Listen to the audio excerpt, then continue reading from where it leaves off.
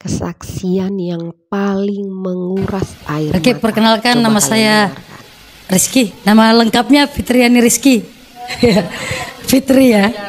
Fitriani Rizky. Jadi saya tadinya dari kemarin Lebaran, sekarang Natal. Iya. Jadi saya mau menceritakan sedikit bagaimana Tuhan bawa saya sampai hari ini. Yang dulunya saya itu mau mati terus, bunuh diri terus kerjanya. Jadi saya lahir dari keluarga Bugis. Saya asli Parepare, orang Bugis. Kebetulan orang tua saya salah satu bangsawan Bugis. Ya. Tapi karena saya emang pribadinya yang salah bukan orang tuanya. Pribadinya emang bandel gitu kan. Saya disekolahkan di pesantren. Dulu saya berjilbab ya. dulu saya berjilbab gitu kan. Tapi karena pergaulan akhirnya saya jadi seperti ini yang seperti saudara-saudara lihat. Tapi ini sudah dihapuskan sama Tuhan ya. Tuhan sudah tidak melihat ya kan. Jadi bagaimana saya mengenal Tuhan itu ceritanya seperti ini. Saya itu dulu paling benci sama orang Kristen. Jadi yang namanya orang Kristen itu udah saya anggap kafir. Mohon maaf ya, gitu dulu. Jadi kalau saya udah dari kecil udah dikasih tahu jangan bergaul sama orang Kristen itu kafir gitu kan. Nah gitu. Jadi saya setiap ada orang Kristen pasti saya aku katain pasti. Nah akhirnya pada suatu hari Tuhan izinkan satu kejadian. Saya kelas 3 SMP baru habis ujian. Itu saya ikut balapan liar. Nah itu saya dulu joki, mantan joki. Nah di situ saya kecelakaan, kedua kaki saya patah, gigi patah, rahang patah. Nah di situ saya sempat nggak ingat apa-apa dan diponis sama dokter saya kena kanker otak di situ. Nah 1 tahun berjalan saya nggak bisa jalan, cuma berobat alternatif gitu ya Pak ya, alternatif. Akhirnya saya bisa jalan. Waktu jalan pakai tongkat itu saya masih membara-bara tuh, masih pengen naik motor. Tapi papi saya almarhum baru meninggal kemarin. Pas ulang tahun saya meninggal. Ini papi saya yang mengucapkan salah satu ada kata-katanya menyakiti hati saya sampai akhirnya saya putuskan untuk bunuh diri. Karena cita-cita saya kan mau jadi polwan dan kedua orang tua saya sangat berharap saya jadi polwan waktu itu. Sementara pada saat saya udah kakinya patah, udah cacat lah, udah nggak bisa dan nggak ada harapan lagi. Akhirnya papi saya berkata begini, kalau saya jadi kamu sudah seperti ini udah nggak ada harapan, saya bunuh diri karena hidup saya udah nggak berguna kalau seperti kamu. Seperti itu. Jadi pada saat itu obat yang di tangan saya yang untuk menyembuhkan harusnya 3 kali sehari saya minum semuanya. Pagi saya minum, saya pikir mau mati, tapi ternyata saya tertidur sampai besok paginya baru bangun lagi. Jadi seharian saya tidur, ternyata nggak mati. Jadi mulai saat itu roh bunuh diri itu ada dalam diri saya. Setiap ada benda yang kira-kira bisa membuat saya mati, saya bunuh diri. Sampai banyak sayatan di tangan saya, sering kali. Jadi sarung yang bisa buat jerat leher saya itu saya pakai. Sampai berkali-kali saya bunuh diri, kok nggak mati-mati gitu kan. Saya selalu bingung. Padahal yang sampai saya minum Baiklin, tahu Baiklin kan? Saya minum Baiklin, minum racun tikus, semua saya sudah minum. Sampai di rumah sakit, selang di sini masuk, selang sini. Dokter sampai bertanya, kamu berkali-kali ke sini, kenapa kamu? Ada apa? Saya capek Pak, saya mau mati. Kamu mau mati kalau Tuhan belum mau ambil, nggak bisa mati. Saya nggak ngerti juga. Kok Tuhan ini nggak adil sama saya, Tuhan jahat sama saya bilang. Kok saya nggak mati-mati? Saya ini udah bosan hidup, saya nggak mau hidup. karena orang tua saya sendiri saja nggak mau saya hidup. Akhirnya saya pergi dari rumah. Akhirnya saya sudah sembuh, saya bisa jalan normal. Saya pergi dari rumah. Ketemulah salah satu dulu yang pernah saya katain orang Kristen. Dia temuin saya lagi nongkrong, saya lagi mabuk. Dulu saya mantan pecandu narkoba dan mengedarkan juga. Jadi masa lalu saya udah hancur lebur. Ini dari casingnya ya. Iya. Tuhan Yesus, makanya hidup saya yang Tuhan kasih sekarang ini saya nggak mau sia-siakan. Iya, betul. Karena ini Tuhan sudah hapus semuanya. Iya. Dulu saya tidak diizinkan sama Tuhan mati, ternyata bukan Allah yang izinkan itu, tapi Tuhan Yesus. Tuhan Yesus yang izinkan itu. Tuhan Yesus yang tahan. Nah, kembali lagi, yang saya ketemu sama teman saya, dia bilang, kamu kenapa kok jadi seperti ini kehidupan kamu sekarang? Saya kan orangnya judes ya, ngapain sih kepo urusan orang gitu kan? Enggak, kamu cerita aja, gitu kan? Nah, saya ceritakan bahwa saya ini pernah divonis dokter tahun 2011 kalau saya tidak meninggal saya amnesia. Jadi saya bilang begini kan, saya pikir daripada saya tunggu tahun 2011, mending saya buru-buru duluan ya kan. Ngapain nunggu orang udah ditentukan mau mati, mending saya bunuh diri gitu kan. Tapi nggak mati-mati.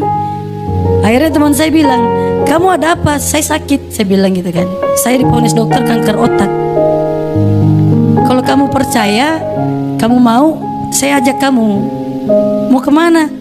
Kita ke pendetaku yuk, katanya gitu. Kita ke pendetaku, nanti di sana kamu didoakan. Nama pendetanya Pak Yunus. Akhirnya saya bilang, tapi itu sembuh nggak? Ya asal kamu percaya, kita ke sana dulu didoakan. Tapi nggak masuk Kristen kan? Saya bilang begitu. Enggak, katanya. Terus singkat cerita saya diajaklah ke pastori. Saya ke sana. Saya assalamualaikum gitu kan, assalamualaikum, masuk. Saya nggak duduk, saya langsung, ya namanya saya orangnya ini kan gerasa gerusuk. Mana katanya Pak Pendetanya? Udah keluar Pak Pendeta. Ya selamat siang Pak, katanya Bapak bisa sembuhin orang sakit. Ya tenang dulu, duduk dulu gitu kan. Akhirnya saya disuruh duduk. Ya ada apa? Saya ceritakan lah. Iya saya gini Pak, kata Elvina, saya Bapak bisa sembuhkan orang sakit. Bukan saya yang sembuhkan, tapi Tuhan saya, kata Bapak Pendeta, Bapak Gembala. Tuhan saya. Ya terserah Pak. Kata yang penting yang saya tahu, katanya Bapak yang bisa doakan. Iya, tapi kamu percaya ya bahwa Isa Al-Masih punya kuasa menyembuhkan sakitmu, gitu kan? Nah, saya bilang ya udah. Saya begitu, tapi nggak masuk Kristen kan Pak? Iya enggak gitu. Ya jangan loh Pak, jangan sampai saya masuk Kristen, saya nggak mau gitu kan. Pokoknya saya paling nggak mau lah. Nama Kristen itu udah kayak gimana, tapi karena saya bunuh diri nggak mati-mati, barangkali bisa sembuh gitu kan. Ya udah, akhirnya Bapak Gembala, permisi, mohon maaf saya tumpang tangan lah Pak Pendeta. Tapi mata saya melotot lihat dia gini. Dia tutup mata, dia tumpang tangan. Tuhan yang kami sembah dalam nama Isa Al-Masih, kami percaya darahmu menyembuhkan Fitriani apapun sakitnya, sembuh dalam nama Isa Al-Masih. Dia bilang Isa Al-Masih, nggak pakai nama Yesus gitu kan. Nah doa kayak gini saya juga bisa, kata saya kan. Ya udahlah saya pamit Pak, saya begitu. Udah Pak, terima kasih. Doa kayak gini saya juga bisa, saya kayak gitu kan. Ternyata doa seperti itu berkuasa. Iya, berkuasa. Saya yang pemabuk, lagi mabuk, doa itu terngiang-ngiang. Doa itu terus, saya lagi mabuk ini. Saya lagi mabuk, teman saya lagi udah muter itu minum tuh.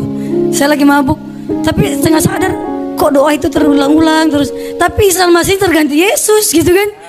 Aduh. Ini yang tadinya mabuk jadi sadar gitu kan. tanpa saya sadari itu kaki saya melangkah sendiri ke pastori. Saya sendiri yang datang, Pak, saya mau didoakan lagi, Pak. Gitu.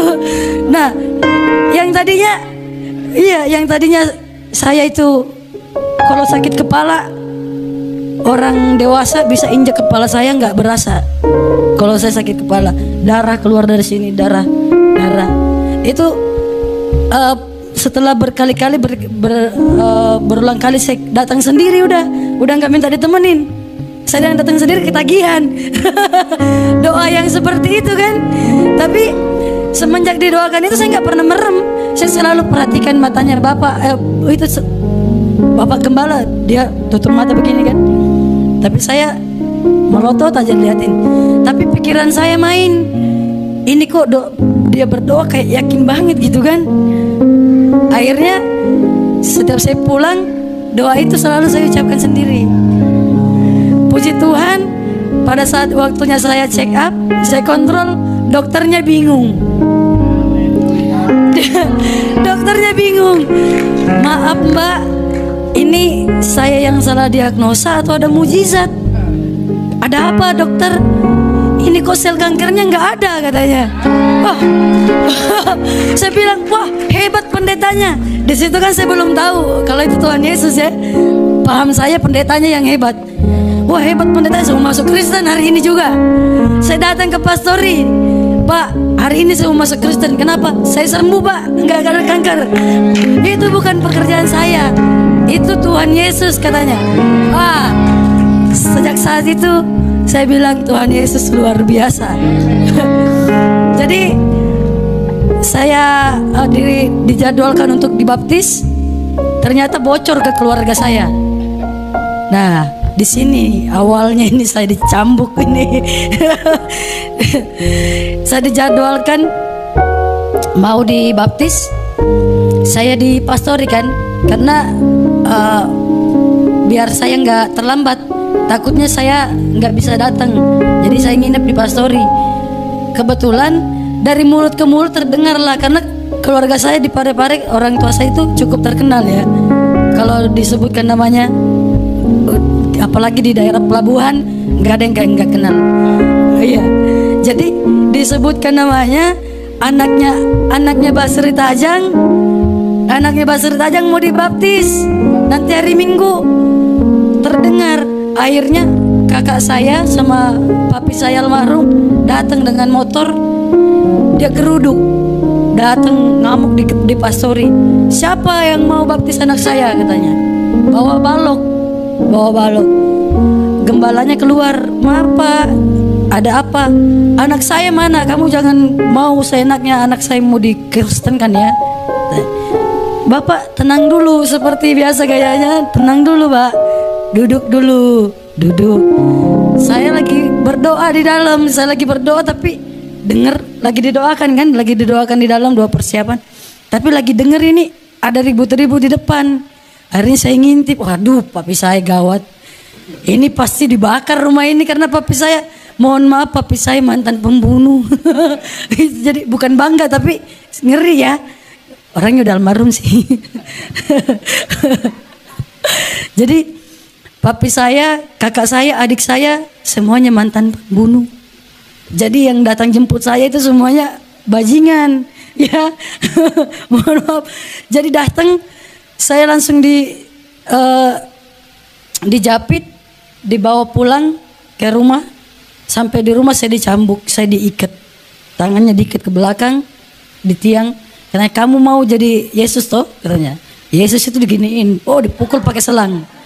Saya di selang segede yang seperti ini yang tebel, dipukul sampai badan saya biru-biru, berdarah-darah.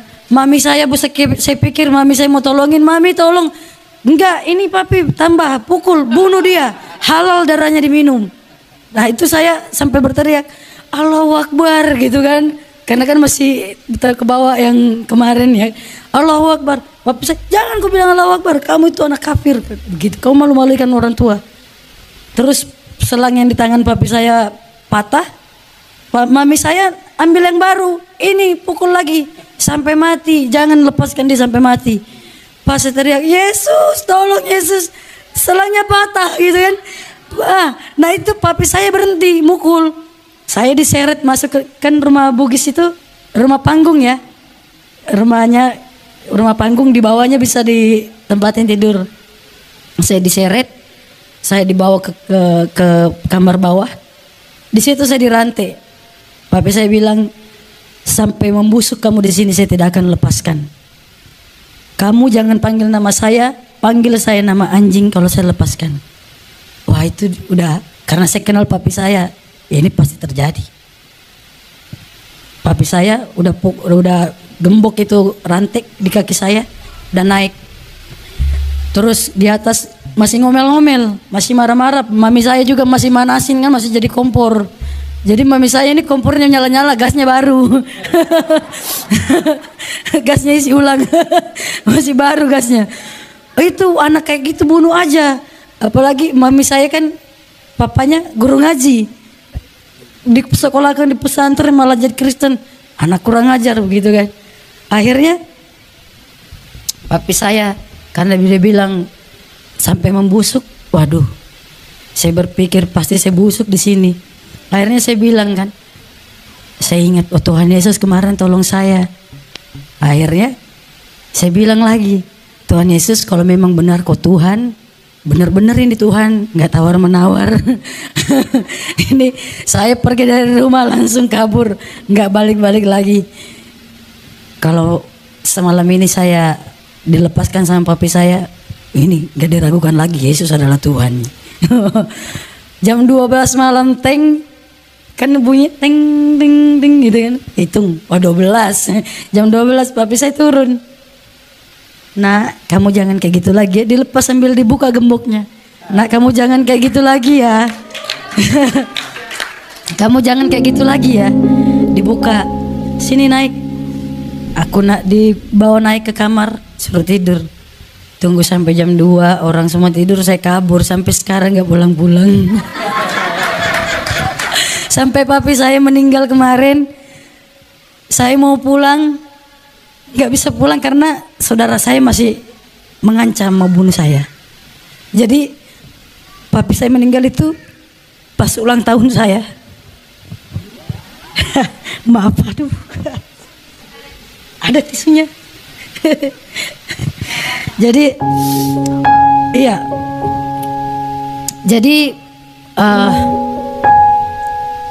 hidup saya yang Tuhan kasih, saya nggak mau sia-siakan.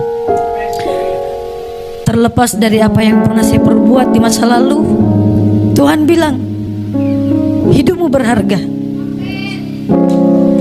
Kamu berharga di mataku. Dia yang dulunya saya selalu merasa saya ini nggak berguna. Benar kata papi saya, benar kata orang tua saya ini nggak berguna. Saya mending mati gitu kan. Tapi Tuhan Yesus lain. Tuhan Yesus bilang, sekalipun dunia menolak kamu, kamu berharga di mataku. Makanya saya setiap hari saya selalu rindu, apa nih yang harus saya lakukan untuk menyenangkan hati Tuhan. Sampai suatu hari kemarin saya bertemu dengan Ibu Golda, ya. Jadi saya kesini nih ketemu sama Ibu Golda bukan satu kebetulan ya, rencana Tuhan. Jadi saya selalu setiap hampir 2 minggu sekali saya keliling komplek, keliling kampung doling namanya ya, doa keliling. Karena saya percaya di atas pujian ada kuasa. Jadi saya keliling itu yang namanya, yang katanya orang kalau dulu sebelum kenal Tuhan namanya ngamen. Kalau sekarang ini pelayanan kan. Saya nyanyi doa keliling.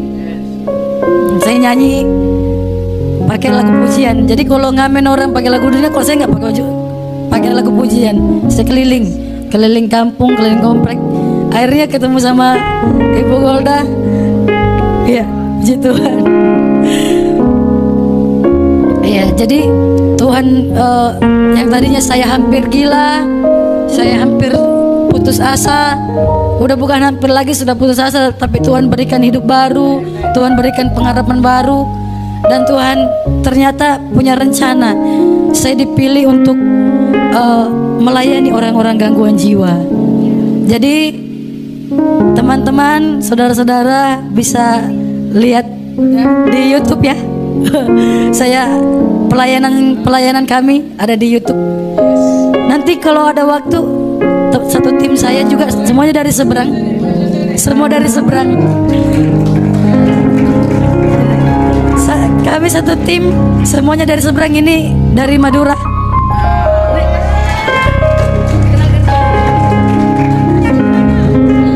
Betawi. Salam. Apa ya? Kalau saya dari Madura Arab. Iya. Madura, Bangkalan. Iya, tapi besar di sini. Papa yang di sana, gitu. Iya, Sekelangkeng, gitu. Sama saya juga satu tim pelayanan ODGJ dari 2014. Luar biasa. Sebelumnya saya kenal juga sama Bapak. Sama Pak siapa nggak tahu. Iya. Iya, di showroom. Showroom mobil. Iya. Luar biasa. Iya. Jadi udah itu aja yang gue omongin. Ini ya, salam. Ini mama saya. Ya, ini mama saya. Saya anak satu-satunya. Perkenalan, nama saya Muhammad Andika Febianto. Usia saya sekarang 27 tahun. Saya mau cerita sedikit, boleh Pak? Sebentar saya. Ya. Jadi dulu hampir setiap hari mama saya sama Kak Rizky selalu berdoa pagi, malam, siang, pokoknya hampir setiap hari tuh bisa 4 kali berdoa. Dan setiap hari itu nama saya selalu disebutkan, Muhammad Andika, Tuhan Yesus, kami percaya Muhammad Andika, ikut kami. Di situ saya selalu merasa jijik. Saya benci banget sama mama saya dulu. Saya benci banget. Pasti bisa. Akhirnya setiap saya ngeliat mama saya berdoa, saya selalu gini-gini. Saya kaget banget.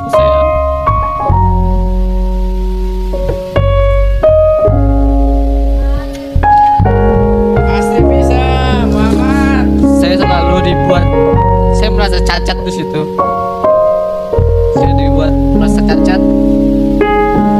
Akhirnya mama saya dalam 1 tahun sakit 5 kali, masuk rumah sakit dalam 1 tahun, tapi gak ada penyakitnya. Di situ saya berdoa, oh memang Yesus Tuhan, saya minta mama saya sembuh detik ini juga, maka saya akan masuk Kristen. Tapi Tuhan gak kasih ternyata. Akhirnya saya pernah bilang mama saya nggak mau nikah kalau nggak mau orang kampung. Saya kenal sama istri saya sekarang dari game, kenal 2 tahun, dan dia orang desa dari Gorontalo, Muslim juga. Dia pakai cadar. Akhirnya saya bilang sama Tuhan, kalau memang ini jodoh saya dan dia selamat sampai Jakarta karena dia diancam sama mamanya mau dibunuh, mau nikah sama anak orang Kristen. Saya bilang bahwa dia nyampe ke Jakarta dengan selamat, saya mau masuk Kristen. Akhirnya dia datang ke sini dengan selamat, tapi saya lupakan jadi saya dengan Tuhan. Karena sekali lagi